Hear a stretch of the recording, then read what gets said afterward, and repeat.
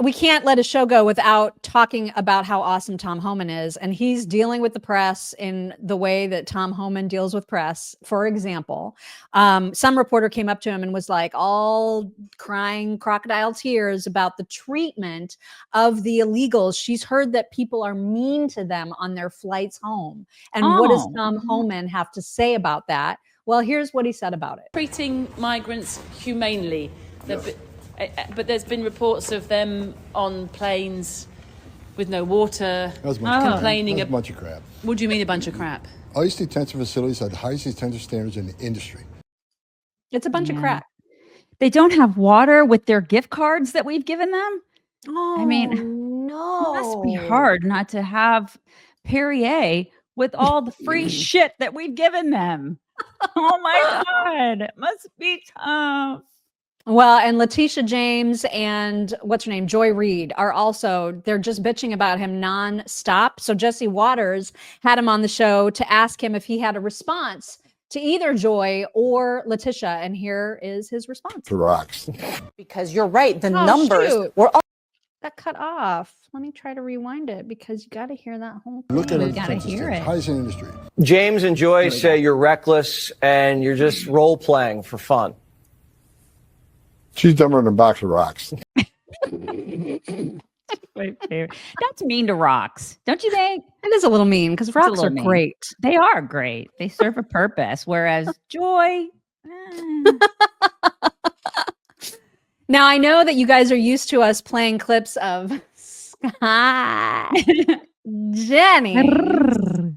And he does make an appearance in this clip. However, he is not the star of it. The star of this clip is Tim Pawlenty. Do you guys remember Tim Pawlenty? He was on the CNN panel refuting the idiotic made-up stats from, I forget her name, but one of the liberal panelists about border crossings. And he set her straight, and Scott was in the background just like loving it. So here is that moment. You're right. The numbers were already down historically. They were less when Joe Biden was in office than when Trump was in office. Oh my so God. it's really all for show right now. There's a couple of things that have been said that I think are inaccurate or out of context. One of which is the idea that it was just as good under Biden. That is patently false. Biden belatedly, at the end of his presidency, did some things through executive actions that the last 6 months made the numbers look better. I didn't say it was just as good. I didn't say it was just as good under Biden. I said the numbers were lower under Biden when Biden left than when Trump was in office. And that is a fact. No, over four year to 4 year. That is Four year a fact. to 4 year. When Biden left. 4 year to 4 year. Who had a better record? When The New York Biden Times. left. Let me let Biden hold had on, a Maria, hold on. I want the governor. The New York Times, which is no conservative publication, did investigative reporting not long ago that looked at the Biden administration and concluded that the number of illegal immigrants that President Biden led into this country was the largest number of illegal immigrants in the history of the country, bar none. New York Times. Beyond that, this point about Scott just raised, the American people are fed up with illegal immigration, and they're particularly fed up with people who are criminals and also fugitives from the law. Tom Homan may get to the point where he's in schools or hospitals. We'll see if criminals are hiding there. They're not there yet. And the idea that somehow this is offensive to go after rapists, murderers, No one is sex saying traffickers. that that's offensive, Governor. But now those numbers are going to ramp up. I'll just make a prediction to you. Trump will increase those numbers well beyond what you saw under Biden. And lastly, there's 1 million plus fugitives beyond the criminals who've already been adjudicated, have already had due process, that are in the United States. So once they get done with the gangbangers, the sex traffickers, the weapons merchants, the other folks who are involved in heinous crimes, then they can get to work on 1.2 million fugitives who've already been adjudicated and get them out of the country. And when they get that all done, maybe we can get around to some of the other ones. He's right. Boom. I love that guy. Yeah, that was good stuff, man. It was great We haven't stuff. seen him forever. Yeah, and Scott was like, "It's so nice. I can take a break from these harpies. You know, I could just watch this other guy deal with all the harpies, scream it at him. It was really nice. Like he got to just take a little bit of a breather.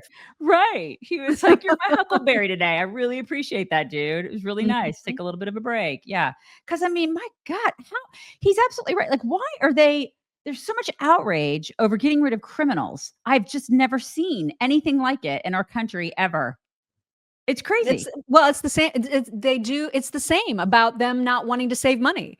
It's like they just are so freaking masochistic. It makes no sense, but that's how they are. It's That's how opposite they world. are. We're living in opposite world, an upside down opposite world. Stephen Miller also tangled with Jake Tapper about this issue of raising, the raised price of eggs, how Trump promised he was going to, lower the price of eggs on day one. And look, now they're up and oh my God. And so Stephen Miller, who is always so good at just refuting any of this nonsense, he explained to Jake Tapper what's what right here. Because one of the reasons that President Trump got elected, according to President Trump in an interview, I think it was with Kristen Welker of NBC, was because of grocery prices. Not the only reason, but a reason, high prices, inflation, especially at the grocery. The Department of Agriculture says that between 2020 and 2022, 42% of crop workers were undocumented immigrants. And in many cases, as you know, these migrants do jobs many Americans do not want to do. So how does President Trump make sure that the effort to deport people who are not in this country legally doesn't end up hurting Americans who want safe borders, absolutely, but also don't want to see even more higher prices in groceries?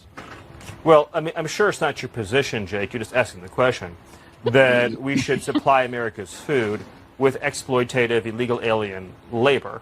I obviously don't think that's what you're implying. Only 1% of alien workers in the entire country work in agriculture. The top destination for illegal aliens are large cities like New York, like Los Angeles, and small industrial towns, of course, all across the heartland, as we've seen with the Biden floods. None of those illegal aliens are doing farm work. Those 30,000 illegal aliens that Joe Biden dumped into Springfield. I'm talking about the ones that but I'm explaining this. It's important to understand. No, you're kind of changing the subject. I mean, I'm talking about the ones. I will give me 30 minutes. I'll go as deep as you want on this. We don't have 30 your minutes. Audience. I don't have a 30. I'm talking about the ones that work in the agriculture industry. I'm you explaining can come back to you and we your can talk about the ones in the cities. I swear. I'll do the whole answer. The illegal aliens that Joe Biden brought into our country are not full stop doing farm work. They are not. The illegal aliens he brought in from Venezuela, from Haiti, from Nicaragua, they are not doing farm work. They are in our cities collecting welfare. As for the farmers, there is a guest worker program that President Trump supports. Over time as well, we will transition into automation, so we'll never have to have this conversation ever again. But there's no universe in which this nation is going to allow the previous president to flood our nation with millions and millions of illegal aliens who just get to stay here. And we are especially not going to allow a subset of those illegal aliens to rape and murder our citizens. So we are going to unapologetically enforce our immigration laws. And as I'm sure you will celebrate, we are going to unleash the power and might of the U.S. government to eradicate the presence of transnational threats on our soil. So he just looked like he was about to cry. Just his face. I'm sorry, that was the greatest. Jake, you ignorant slut. he just could not deal. He was like, it was glorious. But I can't. Oh, dang it, I lost. You could just he see is no match for Stephen Miller. Very few people are. Very few. Very few. Why would you have him on? Why would you do that, Jake? Big mistake. Huge. So obviously there was a fantastic first appearance from Karoline Leavitt as press secretary yesterday, and we're going to play clips of that appearance out of order. So I'm just warning you now, these are going to kind of be all over the place because we want to stick with the border issue for just a moment. One of the most effective things that she did in her press briefing yesterday was to have pictures available of some of the criminals that have already been apprehended and deported. And so this I thought was so effective because to Sarah Haynes's point of The View yesterday, she was like, we don't know what these people did. Like, why don't we know anything about their crimes? So now you do, Sarah. This is directed to you. 23rd, ICE New York arrested a Turkish national for entry without inspection who is a known or suspected terrorist. On January 23rd, ICE San Francisco arrested a citizen of Mexico unlawfully present in the United States who has been convicted of continuous sexual abuse of a child aged 14 years or younger. ICE St. Paul has arrested a citizen of Honduras who was convicted of 4th-degree criminal sexual conduct with a minor. ICE Buffalo arrested a citizen of Ecuador who has been convicted of rape. ICE Boston arrested a citizen of the Dominican Republic who has a criminal conviction for second-degree murder. This criminal was convicted of murder for beating his pregnant wife to death in front of her 5-year-old son.